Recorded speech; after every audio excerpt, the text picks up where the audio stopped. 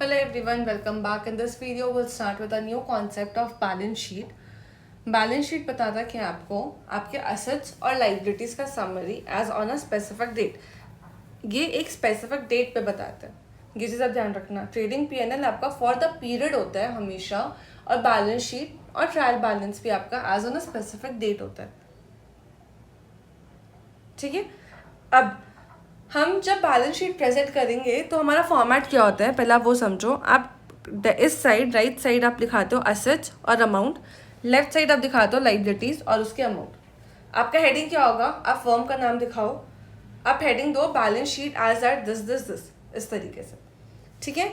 अब आपका प्रेजेंट करने का देखो दो तरीका होता है. अब आपके असेट्स है, आपके लाइबिलिटीज है. ठीक है. अब पहले आप समझो कि आपके असेट्स और लाइबिलिटीज किस किस तरीके के हो सकते हैं. सबसे पहले अगर मैं बात करूं असेट्स की, तो असेट्स आपके कुछ करंट असेट्स होंगे. करंट असेट्स मतलब कि जो इजीली कैश में कन्वर्ट किए जा सकते हैं. जैसे कि पहले तो आपका कैश इन हैंड हो गई, कैश एट बैंक हो गई, इन्वेंट्रीज हो गया, ट्रेड रिसीवेबल्स हो गया, स्टॉक्स, ये सारी चीज़ें. ठीक है. दूसरा कहते हैं लॉन्ग टर्म असेट्स.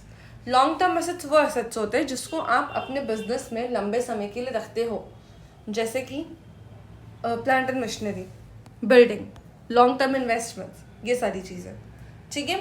तीसरा कहते हैं इंटैंजिबल एसेट्स. इंटैंजिबल एसेट्स वो एसेट्स होते हैं जिनका कोई एग्जिस्टेंस नहीं है, वो सिर्फ आप उसे फील कर सकते हो, जैसे कि गुडविल, पेटेंट, कॉपीराइट एट्सेट्रा. ठीक है. अब इसके बाद नेक्स्ट क्या कहता है, लाइबिलिटीज़ की बात करते हो. तो लाइबिलिटीज़ आपकी दो तरीके की होती हैं. एक होती है करंट लाइबिलिटीज़, एक होती है नॉन लॉन्ग टर्म लाइबिलिटीज़ या नॉन करंट लाइबिलिटीज़. हाँ. तो अब करंट लाइबिलिटीज क्या होते हैं, वो लाइबिलिटीज जिनको आप with in a year settle of कर दोगे, जैसे कि आपको क्रेडिटर्स हो गए, ट्रेड पेबल्स एट्सेट्रा. ठीक है. नेक्स्ट होता है मेरा long term liability. Long term liabilities क्या होता है, वो लाइबिलिटीज जिसको आप एक साल के बाद सेटल ऑफ करोगे, जैसे कि लॉन्ग टर्म लोन्स आपने ले रखा है जो 5 साल 10 साल के बाद सेटल होगा. ठीक है. या फिर अगर आपको कोई हाँ, ये एग्जाम्पल है जनरली. ठीक है. Long term loans, secured loans हो गया, हाउसिंग लोन्स का एग्जाम्पल हो गया, या फिर आप कुछ लॉन्ग टर्म प्रोविजंस बना के रखे हो, वो सारी चीज़ें. ठीक है. तो अब आपको समझ आया कि आपके असेट्स और लाइबिलिटीज किस किस टाइप के होते हैं, किस किस तरीके के असेट्स होते हैं, किस किस तरीके के लाइबिलिटीज होते हैं. अब मैं आती हूँ बैलेंस शीट बनाने के तरीकों पे. अब आप जब बैलेंस शीट बनाओगे ना, तो वो दो तरीके से बन सकते हैं, on the basis of liquidity या on the basis of permanence. ठीक है. अब देखो, ये जो लिक्विडिटी और परमानेंस का सीन है ना, ये बहुत ज़्यादा रेलिवेंट आपके सोल प्रोप्राइटरशिप फर्म के लिए नहीं है ऑफ कोर्स, बट हाँ कंपनीज एंड ऑल में तो उनका अलग ही फॉर्मेट चलता है. अब मैं आपको समझाती हूँ पहले होता क्या. देखो, जब भी आप बैलेंस शीट बनाओगे, अगर कहते हैं on the basis of liquidity बनाना है, इट मीन्स कि जो सबसे ज़्यादा लिक्विड है वो सबसे पहले लिखाएगा, जो सबसे कम लिक्विड है वो सबसे लास्ट में लिखाएगा. लिक्विड है मतलब कि कैश में रियलाइज करना हो, कर पाए हम लोग. ठीक है. तो अगर मैं असेट्स की बात करूं, तो असेट्स में सबसे ज़्यादा लिक्विड क्या होंगे, कैश इन हैंड, जो कि कैश के फॉर्म में ही है. फिर क्या होगा, कैश एट बैंक. फिर नेक्स्ट उन्होंने बताया गवर्नमेंट सिक्योरिटीज़, फिर आपके कुछ इन्वेस्टमेंट्स, बिल्स रिसीवेबल, डेटर्स, फिर स्टॉक. ऐसे फिर धीरे धीरे करते करते आपके नॉन करंट असेट्स की तरफ शिफ्ट हो जाते हैं, जैसे कि furniture, fixtures, plant and machinery etcetera etcetera. वैसे ही अगर मैं लाइबिलिटी साइड की बात करूं, तो लाइबिलिटी के केस में अगर लिक्विड लाइबिलिटीज का बात करें, तो वो लाइबिलिटीज जिनको आप सबसे जल्दी सेटल ऑफ कर दोगे, जैसे कि बिल्स पेबल, फिर क्रेडिटर्स, फिर आते हैं आपके लोन्स, आउटस्टैंडिंग एक्सपेंसेस, फिर रिजर्व, सरप्लस, कैपिटल, वैसा. ठीक है. ये था आपका बैलेंस शीट का presentation on the basis of liquidity. मतलब जो सबसे ज़्यादा लिक्विड वो सबसे ज़्यादा पहले. बट अगर मैं दूसरा मेथड जो कि परमानेंस का मेथड है, अगर उसकी बात करूं, तो उसमें क्या होगा, जो सबसे ज़्यादा परमानेंट है वो सबसे पहले आएगा. जैसे कि अगर मैं एसेट की बात करूं, तो ये इसका जस्ट आपका रिवर्स हो जाएगा. देखो, लैंड एंड बिल्डिंग सबसे ज़्यादा परमानेंट, फिर प्लांट एंड मशीनरी, फिर फर्नीचर्स एंड फिक्चर्स, फिर स्टॉक, फिर डेटर्स, फिर ऐसे करते करते करते करते आपका cash at bank, cash in hand. ठीक है. वैसे ही अगर मैं लाइबिलिटी साइड की बात करूँ, तो जो वो लाइबिलिटी जो सबसे ज़्यादा परमानेंट है, जैसे कि कैपिटल. फिर कैपिटल ऑफ कोर्स लाइबिलिटी ऐसे लोग नहीं देखते, बट हाँ बिजनेस के लिए तो लाइबिलिटी है ना, बिजनेस को वो पैसे ओनर को चुकाने हैं, राइट.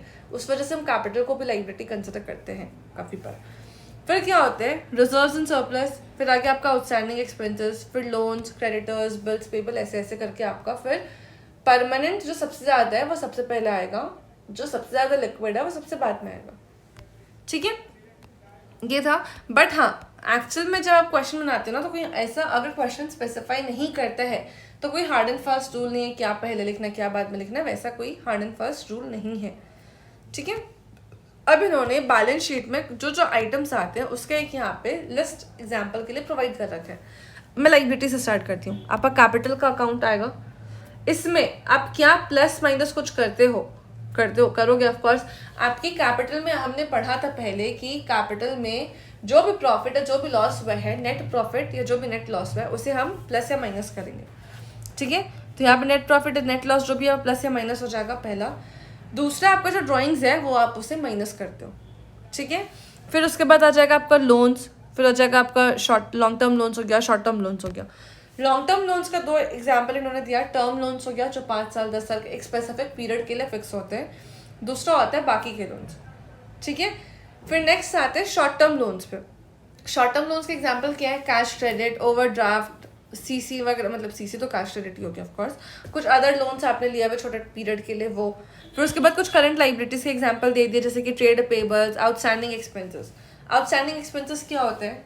जैसे हमने सैलरी आउटस्टैंडिंग पढ़ा था, याद है कि आपको सैलरी पेमेंट करना है बट अभी तक आपने पेमेंट नहीं किया, वो हो गया आपका आउटस्टैंडिंग एक्सपेंसेस। दूसरा होता है advances received.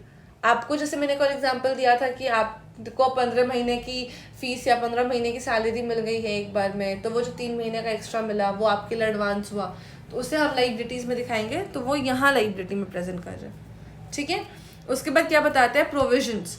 Provision for bad debts, ये आप अपना डेटर्स से माइनस करके भी दिखा सकते हो। फिर दूसरा प्रोविजन के एग्जांपल दिया, प्रोविजन फॉर रिटायरमेंट बेनिफिट्स। मतलब फॉर एग्जांपल आपके बिजनेस में कोई लोग काम कर रहे हैं, वो जब रिटायर करेंगे तो आप उनको कुछ पैसे दोगे एज अ ग्रेचुटी या कुछ भी ऐसा, उसका वो हो गया आपका। फिर नेक्स्ट कहते हैं प्रोविजन फॉर टैक्सेशन। ठीक है, प्रोविजन फॉर टैक्सेशन मतलब क्या होता है कि आपको टैक्स पे करना है। देखो, बिजनेस प्रॉफिट कमा रहा है, जहाँ प्रॉफिट होगा वहाँ पे गवर्नमेंट टैक्स तो देंगी ऑफकोर्स। गवर्नमेंट को भी टैक्स चाहिए होता है काफ़ी सारी चीज़ों के लिए। कंट्री को चलाने के लिए उन्हें पैसों की ज़रूरत है। वो पैसे कहाँ से आते हैं? टैक्स से आते हैं, राइट। तो वो जो टैक्स का पैसा हमें पे करना है, उसके लिए जो हम प्रोविजन बनाएंगे वो हो जाता है प्रोविजन फॉर टैक्सेशन। उसके बाद ये सारे तो थे मेरे लाइबिलिटीज़ के एग्जाम्पल्स। अब मैं आ जाती हूँ एसेट साइड के। तो एसेट्स में क्या क्या है? जैसे टैंजिबल एसेट्स है मेरे। टैंजिबल एसेट्स जो होते हैं जो लंबे टाइम के लिए रहेंगे, फॉर एग्जाम्पल, और लंबे टाइम के लिए भी रहेंगे और जिन्हें हम फील कर सकते हैं, जैसे कि land, building, plant, machinery, furniture, fixtures, vehicles etcetera. Intangible assets क्या होते हैं? वो एसेट्स जो है तो सही मेरे एसेट्स, बट उन्हें हम देख नहीं सकते, उससे हम सिर्फ फील कर सकते हैं। टैंजिबल का मैंने डेफिनेशन गलत दिया था। टैंजिबल एसेट्स मतलब होता है जिसे हम देख सकते हैं, छू सकते हैं, महसूस कर सकते हैं। इनटैंजिबल का क्या होता है? हम उसे फील नहीं कर सकते, बस वो हमारे लिए एसेट होते हैं। इसके पहले मैंने कुछ गड़बड़ डेफिनेशन दिया है, उसे भूल जाओ। फाइनल डेफिनेशन यही है, टैंजिबल मतलब वो जिसे हम देख सकते हैं, जिसे हम छू सकते हैं, जिसे हम फील कर सकते हैं। इनटैंजिबल मतलब वो जिसे हम देख नहीं सकते बट वो हमारे लिए एसेट हैं। ठीक है, समझ आए? अब इसके बाद फिर इसके एग्जांपल्स क्या? Goodwill, patent, designs, brand etcetera. फिर उसके बाद आ जाते हैं इन्वेस्टमेंट्स। हो गया आपका कुछ लॉन्ग टर्म इन्वेस्टमेंट्स है, कुछ भी इन्वेस्टमेंट, स्टॉक में आपने पैसे लगा दिए, म्यूचुअल फंड से पैसे लगा दिए, एक्सेट्रा एक्सेट्रा। फिर होते हैं आपके कुछ करंट एसेट्स, जैसे कि inventories, trade receivables, short term investments, cash in hand, cash at bank, advances. Advances मतलब होता है कि आपने किसी को एडवांस पेमेंट किया, वो तो आपके लिए एसेट है। या फिर अगर आपने प्री पेमेंट कर दिया, वो आपके लिए एसेट है। ठीक है, तो वो सारे हो गया आपके एसेट्स के एग्जाम्पल। ठीक है, तो हम एक काम करते हैं, हम इस वीडियो को तो यहीं पे होल्ड करते हैं। नेक्स्ट वीडियो में स्टार्ट करेंगे इलस्ट्रेशन नंबर 6 के साथ। तब तक चैनल सब्सक्राइब करना, वीडियो लाइक करना, दोस्तों के साथ शेयर करना ना भूलें। बाय।